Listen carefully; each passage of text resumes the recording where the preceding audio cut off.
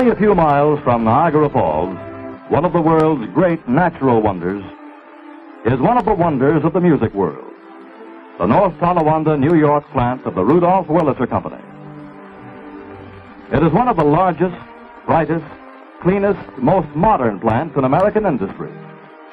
Yet it bears a name famous in music for over 200 years. Way back in 1659, only 40 years after the Pilgrims landed here, Nicholas Wurlitzer was a lute maker in Saxony. And historians tell us in 1700, Hans Adam Wurlitzer was awarded one of the Oscars of his day, the title of Master Violin Maker by the Saxon Guild. It was in 1853 when Rudolph Wurlitzer came to America, and in 1856 founded the Rudolph Wurlitzer Company. 5 years later, he was building pianos and selling drums and bugles to the armies in the Civil War. Next came the gay 90s, and they found Wurlitzer selling the Regina music box with coin attachment. It was followed in 1899 with coin-operated pianos, and in succeeding years by orchestrions and automatic harps. In 1909, Wurlitzer built its first piano for home use, is now the world's largest manufacturer of pianos, all sold under one name. In 1910, Wurlitzer built the first thousands of mighty Wurlitzer pipe organs that thrilled millions of listeners all over the world. 22 years later, Wurlitzer accordions were placed on the market. And 1 year after that, the first Wurlitzer coin-operated phonograph was produced in the North Tonawanda plant. And finally, in 1945, Wurlitzer announced the Wurlitzer organ, a marvel of electronic science, hailed by organists and laymen alike as music's richest voice. With a colorful, tuneful history like that, it's no wonder that Wurlitzer means music to millions. Nor is it any wonder that Wurlitzer's long experience is reflected in instruments whose musical quality is as glorious and inspiring as this great cataract, located a scant few miles from the North Tonawanda plant. Let's look down on this vast Wurlitzer plant, where thousands of skilled craftsmen turn wood, metal, and plastics into musical fun for everyone. And quite a plant it is, as you can see.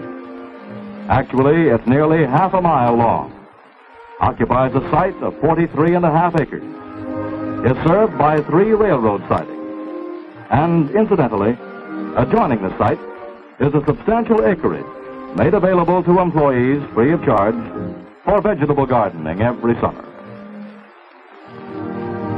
Here we are approaching the plant from the center drive, a far cry from the usual factory site.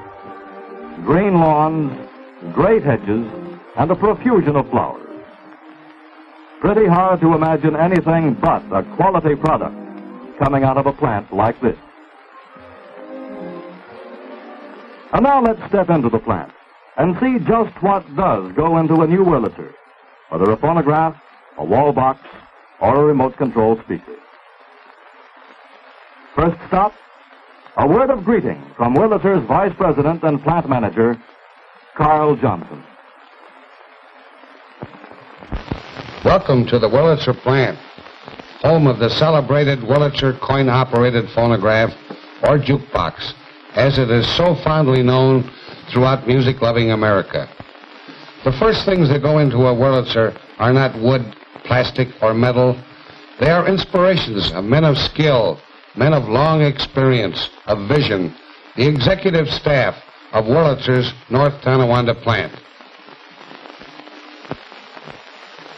Yes, these are the men whose combined judgment has consistently conceived the ultimate in coin-operated phonograph and auxiliary equipment. And how do they achieve this ultimate? Through inspirations and ideas, conferences and more conferences, brain sweat and blueprints, tearing up and doing over, days of it, weeks of it, months of it. For a new Wurlitzer must be right, And it will be right only when all concerned agree that this is it. Once the executive staff renders its decisions on the desired features of the new phonograph, from its styling to its construction, and from its tone to its price, engineering takes over. What was once only a gleam in someone's eye begins to have form and shape and beauty. Behind locked doors, the general styling and design of the phonograph is plotted by men who deal in eye appeal, which is play appeal, which is one reason why Wurlitzers make more money for those who own and operate them.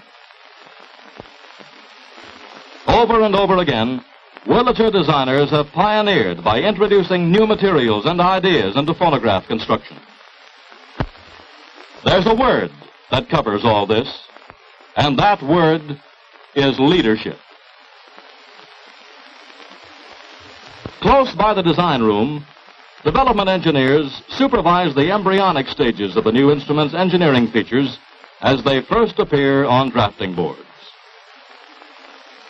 These are the men whose know-how and can-do are basically responsible for mechanical quality and performance that have won Wurlitzer leadership by a margin seldom enjoyed in any industry by any single manufacturer.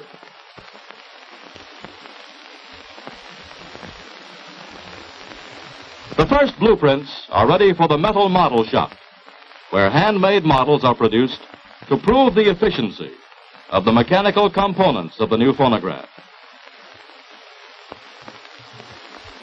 Simultaneously, the wood model shop receives blueprints of the cabinet from the designers. Skilled craftsmen construct a hand-built model of the case. And once the model shops have worked their magic, every component part is life-tested to prove that it has been properly engineered. Simultaneously with these tests, the chemical laboratory technicians test every material that will make up this instrument for such things as shrinkage, color, tensile strength, durability, and every other desirable property that they should and must have. A quality product, did you say? Well, you can say that again, and still again, for that's the way Wurlitzer builds them. And now, the breathless moment. The new beauty makes its bow before the full executive staff. This is the Board of Review. Come on, you critics. Look at it. Listen to it. Probe into its innards. Is this newcomer fit to bear the Wurlitzer name? The inspection is rigorous. These men are relentless. Does it get the nod?